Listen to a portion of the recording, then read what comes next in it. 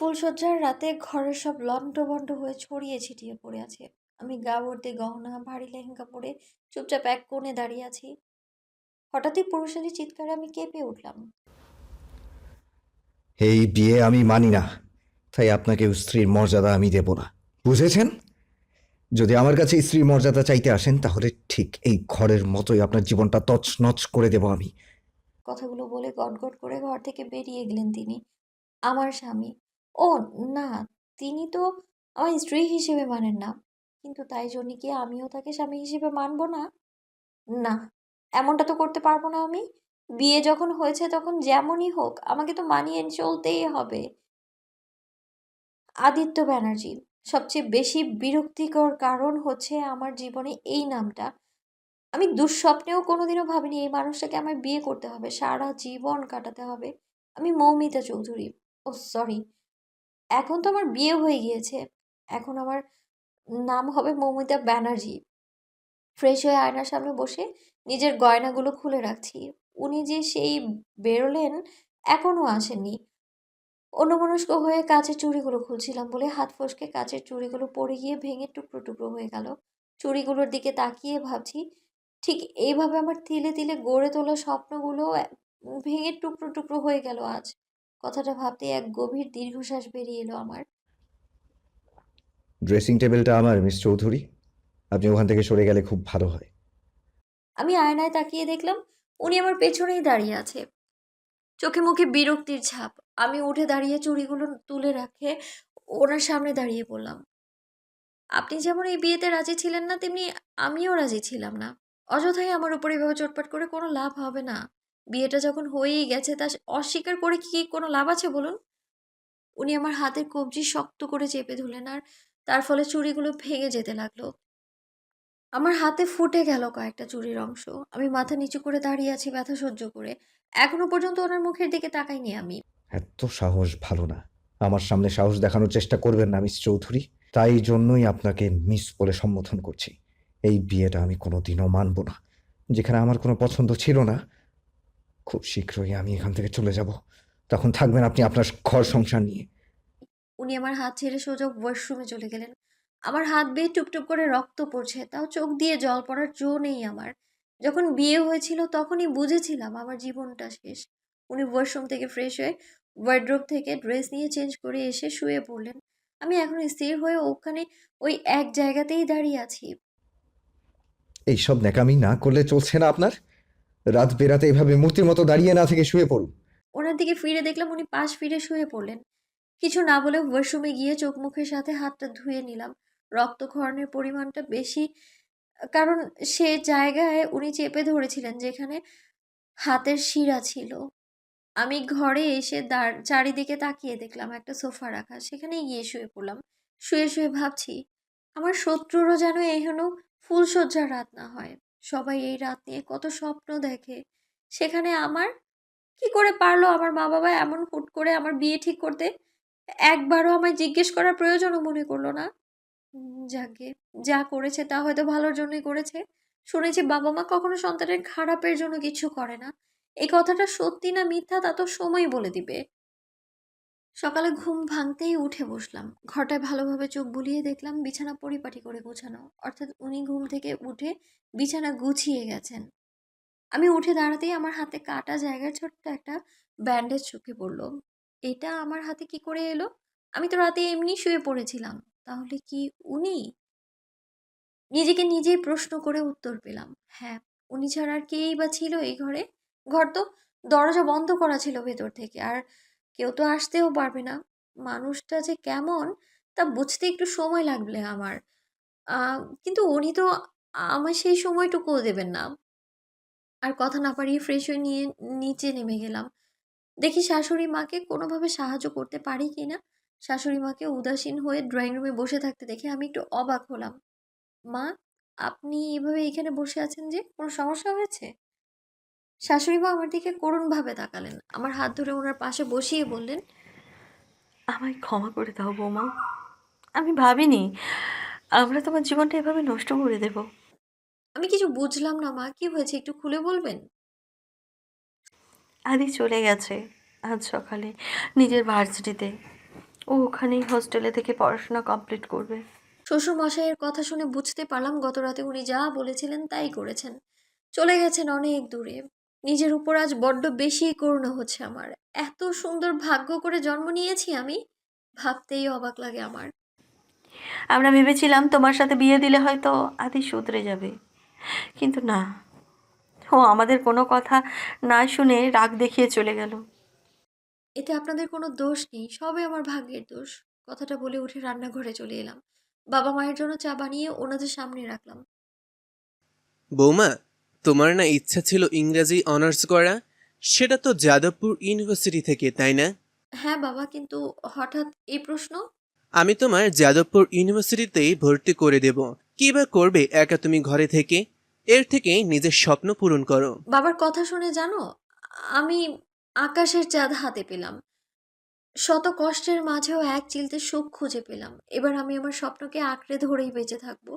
সব মেয়েকে আর স্বামী সোহাগ সমর্থন পাশে পায়, আমিও না হয় নিজেকে সেই সব মেয়েদের দলেই মেনে নিলাম। বাবা, আমি যাদবপুরে থেকেই পড়াশোনা করতে চাই। সে কি, কেন? এখান থেকে কলকাতা মানে সেখান থেকে তো যাদবপুর বেশি নয়। ট্রেনে গেলেই বেশি সময় লাগবে না। না, আসলে আমি ইউনিভার্সিটির কাছাকাছি থেকেই পড়তে চাই। আপনি প্লিজ ওখানে একটা হোস্টেলের ব্যবস্থা করে দিন। আমার কথা শোনার পর শাশুড়ি মা ইশারা করতেই উনি রাজি হয়ে গেলেন। মা হয়তো বুঝতে পেরেছেন আমি কেন এইখানে থেকে পড়াশোনা করতে চাইছি না, কেন ওখানে যেতে চাইছি। আসলে এই ঘরে থাকা আমার পক্ষে সম্ভব না, কিছুতেই না। আমি দূরে যেতে চাই ওনার থেকে, উনি সম্পর্কিত সব কিছু থেকে। চুপচাপ ক্লাসরুমের এক কোণে দাঁড়িয়ে আছি। সামনে সিনিয়ররা বসে হাসাহাসি করছে। নিজেকে প্রস্তুত করছি ওদের উত্তর দেওয়ার জন্য। তখনই ওদের মধ্যে থেকে একজন বলে উঠল, আশা করছি বুঝতে পারছো আমরা তোমার সিনিয়র। ছেলেটির কথা বলার ধরন দেখে আমার মোটেও পছন্দ হলো না। আমি সোজাসুজি উত্তর দিলাম, হ্যাঁ বুঝতে পারছি তো। আপনারা আমার সিনিয়র, তো আমি কি করব? বাহ, তুমি তো বেশ আমাদের থেকে এগিয়ে একবারে কাজের কথা চলে এলে। যাক ভালো, তাহলে শোনো কি করতে হবে তোমায়। আপনাদের কি খেদে কাজ নেই? এভাবে জুনিয়রদের র্যাক করেন নাকি আপনারা? জানেন না এটা আইনত অপরাধ? জানি তো, তাই তো সবার ওপর র্যাক করি না, কিছু টিপিক্যাল বেয়ানিজি ছাড়া। কথা শেষ হতেই ওদের পুরো গ্রুপ হাসাহাসি শুরু করলো। আমি ওখান থেকে রেগে বেরিয়ে আসতে নিলে ছেলেটি আমার হাত ধরে টান দেয়, আর আমি আমার হাত ছাড়িয়ে সজোরে একটা চড় বসিয়ে দিই ওর গালে। ওর বন্ধুরা রেগে বলে, এইটারই তো অপেক্ষা করছিলাম আমরা।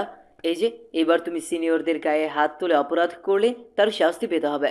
চিন্তা করো না, শাস্তিটা আমরাই দিব। ওরা আমাদের দিকে এগিয়ে এলে আমি ছুটে ঘর থেকে বেরোতে যাই, আর কারো সাথে পা বেজে হুমড়ি খেয়ে পড়ে যাই মেঝেতে। শুনতে পাই ওদের কথা। বাহ জিয়া, কি দিলি, এক্কেবারে মাস্টার স্ট্রোক। পড়ে যাওয়ায় হাতের কনুই আর পায়ের হাঁটুতে বেশ চোট পেলাম আমি। উঠতে যাওয়ায় এমন সময় একজোড়া পা এসে আমার সামনে দাঁড়ালো। এটা একটা মেয়ে বুঝতে পেরে ওর মুখের দিকে তাকাতেই ও নিচু হয়ে সাহায্য করলো আমায় উঠতে। ওর সাহায্য নিয়ে উঠে দাঁড়াতেই ও আমায় জিজ্ঞেস করলো, নতুন এসেছো? হ্যাঁ, আমাকে দাঁড় করিয়েও ও ওদের গ্রুপের দিকে এগিয়ে গেল। এগিয়ে গিয়ে ওদের সামনে হাত ভাঁজ করে দাঁড়িয়ে জিজ্ঞেস করলো, বিনোদন হয়ে গেছে, তাহলে এবার আসতে পারো। এই কোয়েল, বেশি বাড়াবাড়ি করবি না, না হলে কিন্তু। না হলে কিন্তু কি? কি করবে বেশি বাড়াবাড়ি করলে? ছেলেটা কিছু বলতে চেয়েও বলল না। জিয়া বলে মেয়েটি ছেলেটির কাঁধে হাত রেখে বলল, দেখ কোয়েল, আমাদের সব কাজে এভাবে তোর নাক না গলানোই ভালো। আমার নাকটা খুব সুন্দর তীক্ষ্ণ তো, তাই আমি নাক গলিয়ে অন্যের নাক বোঁচা করতে ভালোবাসি। আমি কি করতে পারি না পারি তোমাদের সবার খুব ভালোভাবে জানা আছে, তাই। কোয়েলের কথা শেষ হওয়ার আগেই জিয়া বিরক্ত হয়ে চলে গেল ওর দলবল নিয়ে। আমি বুঝলাম যে আমার সাহায্য করলো তার নাম কোয়েল। মেয়েটাকে বেশ ভালো লাগলো, মনে হলো এর সাথে বন্ধুত্ব করা যেতেই পারে। আমার ভাবনার মাঝে ও আমার চোখের সামনে তুড়ি বাজিয়ে আমার ঘোর কাটালো। আমি একটু ইতস্তত করে ওকে জিজ্ঞাসা করলাম, তোমার নাম কোয়েল? কোয়েল ব্যানার্জি। কোয়েল বলেই সবাই চেনে আমায়। তুমি? মৌমিতা, মৌমিতা ব্যানার্জি। ইংরেজি অনার্স নিয়ে ভর্তি হয়েছি। হোস্টেলে থেকে পড়বি নাকি? হ্যাঁ। বুঝলাম, আরও অনেক কিছু সহ্য করতে হবে তোকে। ওর তুই বলে সম্বোধন করায় আমি একটু সাহস পেয়ে জিজ্ঞেস করলাম, বন্ধু হবে আমার? ও আমার দিকে ঘুরে তাকিয়ে বলল, না, বান্ধবী হব। প্রথমে না বলে একটু থামার পর যখন বান্ধবী হবে বলে হেসে ফেললো, তখন আমারও ভালো লাগলো। মেয়েটা বেশ উম রাগী এবং সাহসী, তা দেখেই বোঝা যায়। পুরোপুরি আমার মতো, যখন তখন তো বন্ধুত্ব ভালোই জমবে।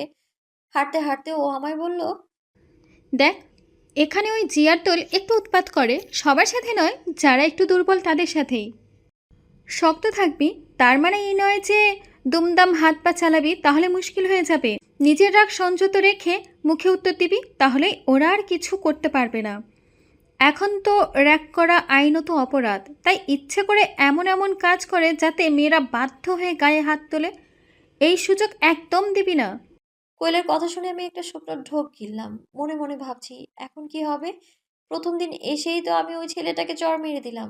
এটা কি বলবো ওকে? কি রে, আমার কথাটা শুনে চুপ করে গেলি যে?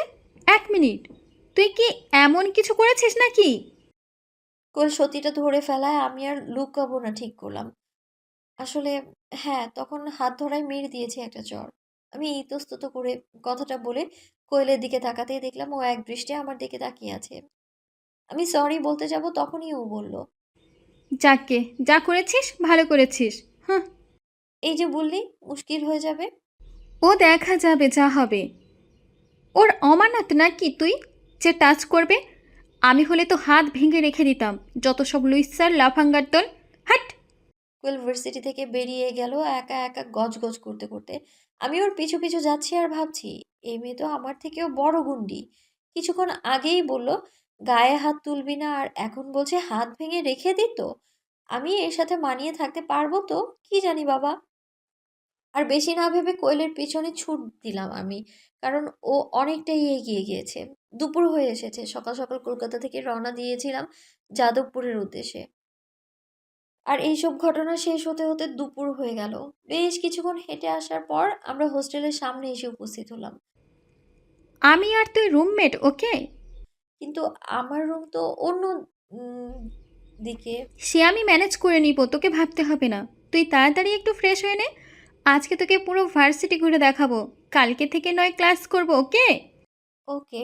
কোয়েলকে বলে আমি ফ্রেশ হতে চলে গেলাম। বেশ ভালো লাগলো প্রথম দিনে একজন বান্ধবী বানাতে পেরে। ফ্রেশ হয়ে এসে কোয়েলের সাথে বেরোলেও ও এক এক করে হোস্টেলের সবার সাথে আমার পরিচয় করিয়ে দিল।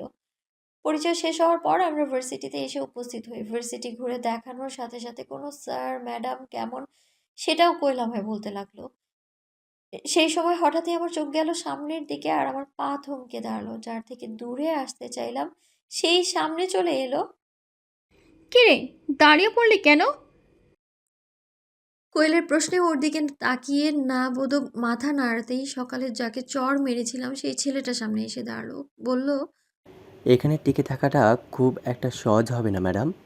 আপনি সকালে যেটা করেছেন সেটা ঠিক করেননি।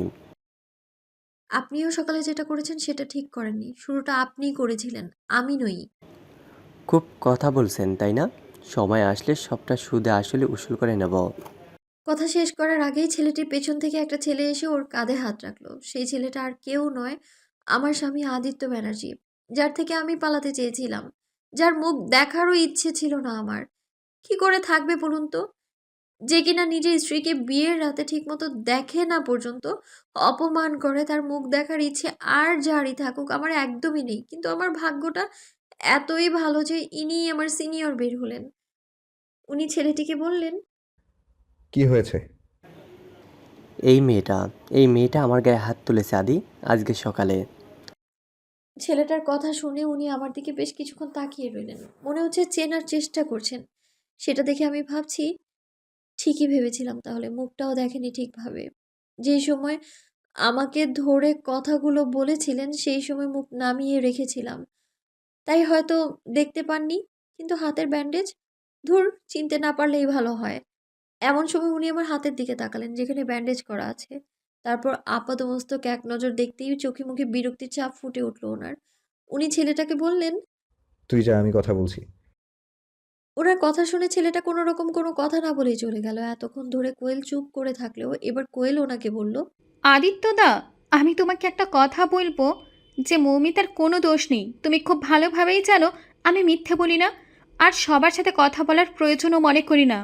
এতক্ষণ ধরে কোয়েল চুপ করে থাকলেও এইবার কোয়েল ওনাকে বলে, হুম, তুই আর একটু এগিয়ে গিয়ে দাঁড়া, আমি তোর ফ্রেন্ডের থেকে সবটা শুনতে চাই। ওনার কথায় কোয়েল আমাকে ভরসা দিয়ে ওদিকে চলে গেল। আমি মাথা নিচু করে চুপচাপ দাঁড়িয়ে আছি। এমন সময় উনি বললেন, তুমি এই ভার্সিটিতে? আমি জানতাম না আপনিও ইউনিভার্সিটিতে পড়েন। জানার কথাও নয়, আমি তো তোমাকে চিনতেই পারিনি প্রথমে। যাই হোক, আমি চাই না তুমি এখানে আমাকে তোমার হাজবেন্ড বলে পরিচয় দাও, এইটা যেন না হয় কোনোভাবে। ঠিক আছে।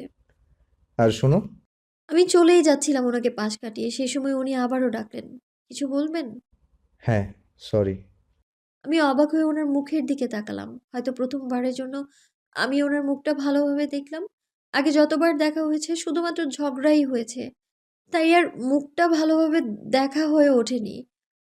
ঘোর কাটলো যখন উনি সরি বলার কারণ বললেন। বিয়ের দিন রাতে আমি যেই বিহেভটা করেছি সেটা আমার করা উচিত হয়নি। আমি বিয়ের কনসেপ্টটাকেই বিশ্বাস করি না। সো আমার জন্য এই হুট করে বিয়েটা মেনে নেওয়া পসিবল ছিল না। তুমি বলেও ছিলে সেদিন রাতে, কিন্তু আমি যে রুড বিহেভটা করেছি তুমি করোনি। এই সবের জন্যই সরি। নাও তুমি তোমার রাস্তায় আর আমি আমার। Yeah, it's okay. আর একটা কথা ছিল, কি কথা? আমার হাতের এই ব্যান্ডেজটা কি আপনিই করেছিলেন? হ্যাঁ, তখনই তোমার মুখটা দেখেছিলাম, তাই আজকে চিনতে পেরেছি। ব্যান্ডেজটার জন্য শিওর হয়েছি আর কি।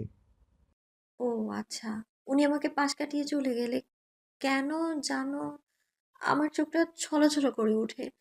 হয়তো ওনার আলাদা হওয়ার কথাটা শুনে, হাজার হোক স্বামী হন উনি আমার, উনি বিয়েটাকে অস্বীকার করলেও আমি তো করতে পারিনি। তাই তো উনি আলাদা হওয়ার কথা বলে খারাপ লাগছে নিজের অজান্তেই। নিজেকে স্বাভাবিক করে নিতে কোয়েল এসে জিজ্ঞেস করলো, কি বললে তোকে?